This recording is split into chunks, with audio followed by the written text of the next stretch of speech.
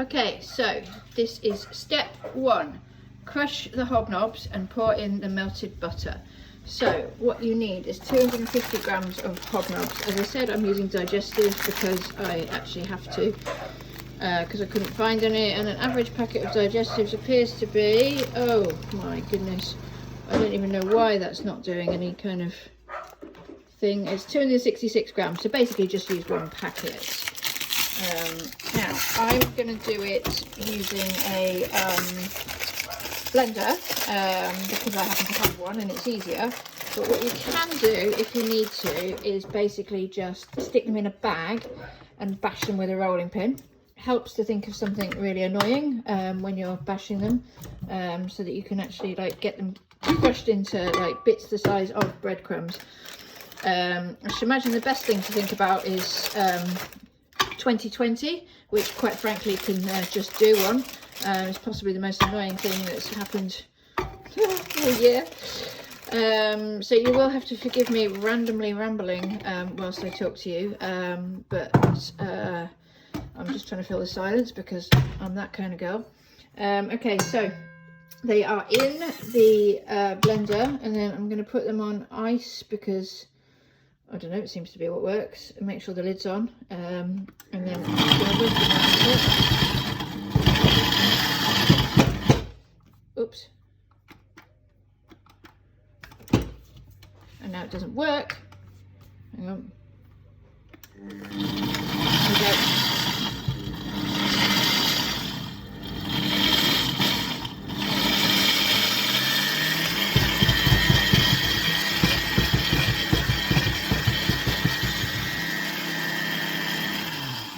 On reflection, it might actually be easier to use a bag. Do what you shouldn't really do and stick a knife in and whiz it round and just see. While that's whizzing around, or while you're beating these, the other thing that you can do is melt the butter. So you need 70 grams of butter to melt in, and this is going to form your buttery biscuit base, dare I say it. So I'm going to put the lid back on this, and then I'm going to just pop that on and stick that on again in the background. I'm going to melt some butter. I don't think you really need me to show you how to melt butter, but just in case. There we go. Trying to do this left-handed, which is rather comical. Maybe if I switch my camera over, that might be better. Oh!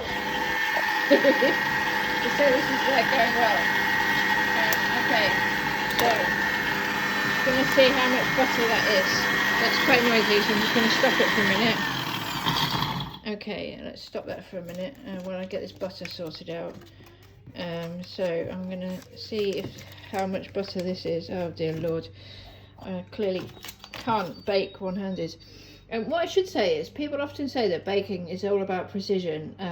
Frankly, that's bollocks, because actually, if you're using a whole bunch of nice ingredients like this, like, it's going to taste nice anyway. I mean, if you want it to look amazing and like win prizes and shit, then yeah, great. It does need to be quite precise, like a science. If you just want to make stuff that tastes nice, I mean, you know, what's the worst that could happen? Right, so you need 70 grams of butter. That's pretty not bad actually for an actual wild guess at what 70 grams looks like. I'm just going to bang another bit in, preferably without getting all the paper in it as well.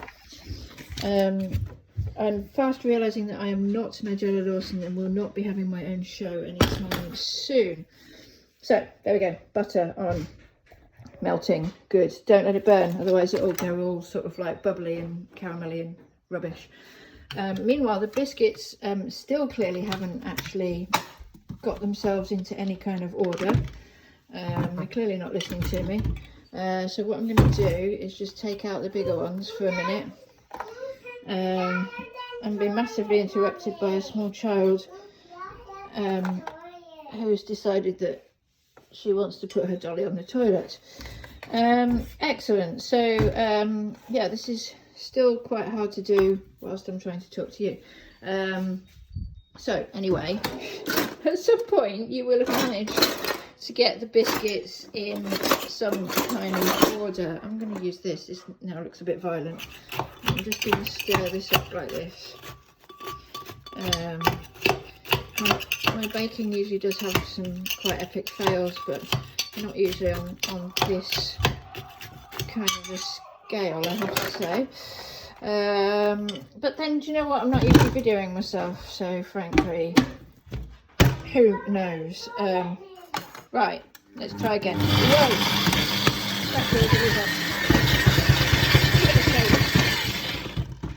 Okay, that hasn't worked.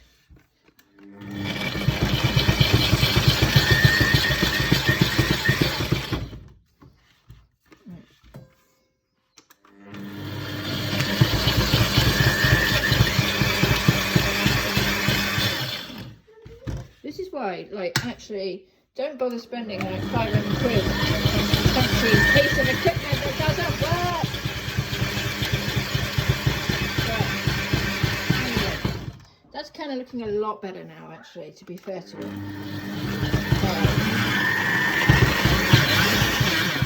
There we go, good. Right, I'm going to stop that there.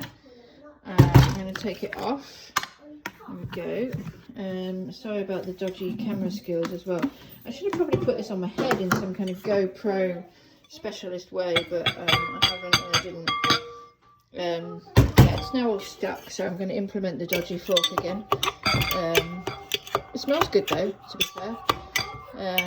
But like I say, what's not to like when it's just chocolate biscuits? This is really annoying me because trying to do it one-handed is not ideal.